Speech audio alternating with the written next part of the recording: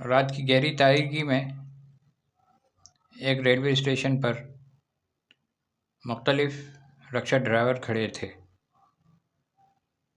نقل و حمل کے ساتھ ساتھ یہ ڈرائیور مسافروں کو ان کی منزلوں تک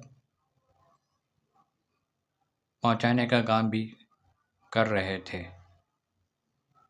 جیسے جیسے رات بڑھتی گئی، زیادہ تر ڈرائیور اپنے گھروں کو روانہ ہو گئے، جس کے نتیجے میں حیدرآباد اسٹیشن پر صرف ایک چھوٹا سا ہجوم رہ گیا۔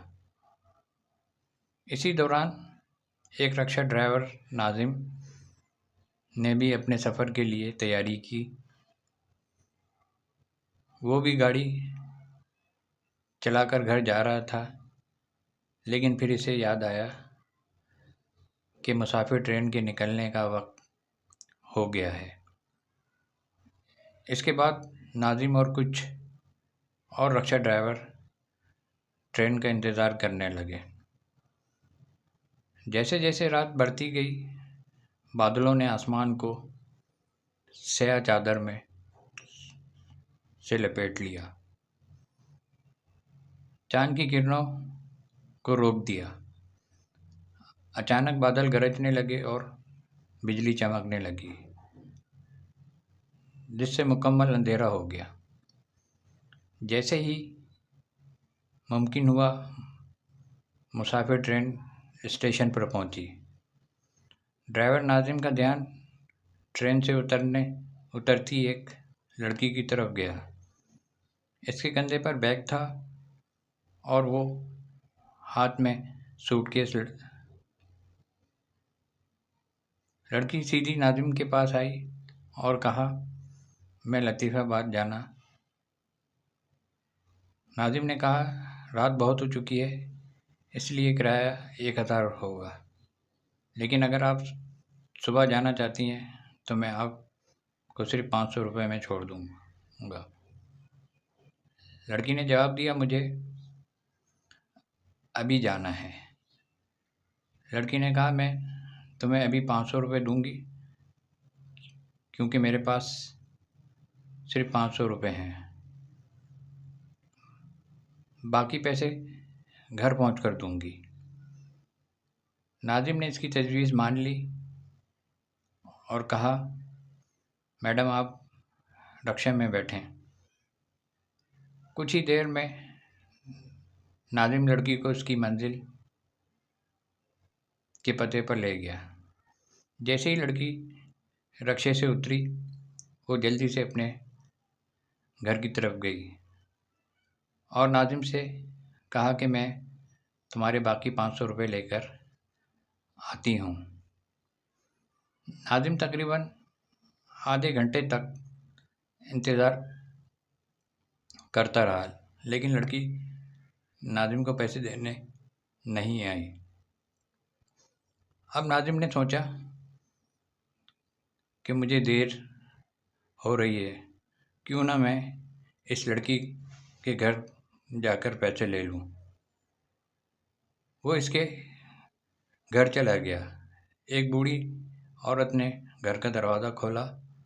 ناظم نے اسے بتایا کہ ایک میڈم یہاں رکشے سے آئی ہیں،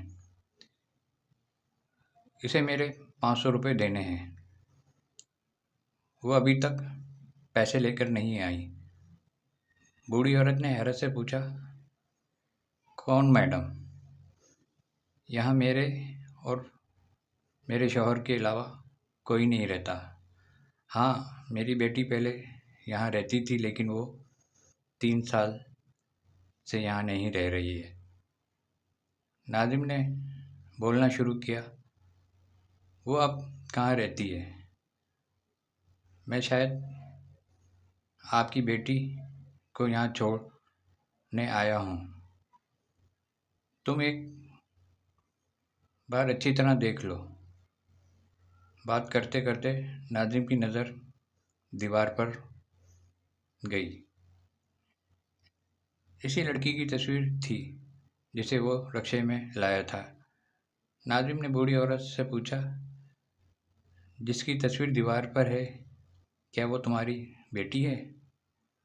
बूढ़ी औरत ने जवाब दिया, हाँ, वो मेरी बेटी है। क्यों, क्या हुआ? तुम उसे क्यों पूछ रहे हो? जवाब सुनते ही नाजिम ने कहा, माँ, मैंने आपसे कहा था कि मैं आपकी बेटी को घर ले लाया हूँ। वो मेरे साथ रिक्शे में बैठकर आई है। आप प्लीज़ मुझे जल्दी से मेरे पैसे दे दें। देखो, सुबह भी हो गई है, मैं कितनी देर से यहाँ खड़ा हूँ।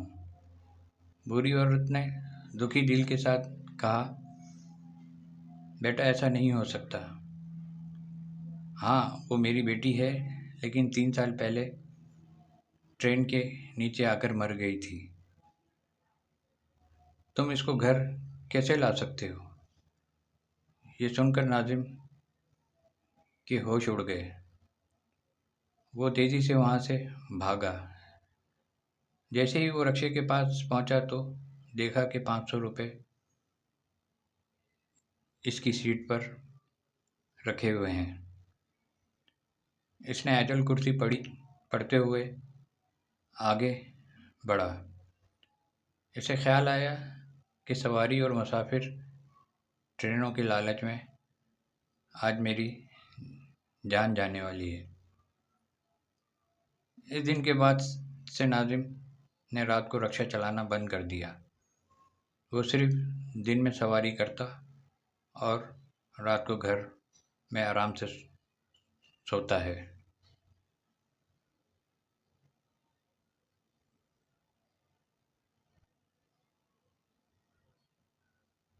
दिन में काम करने के साथ साथ रात को आराम करना भी इतना ही ज़रूरी है।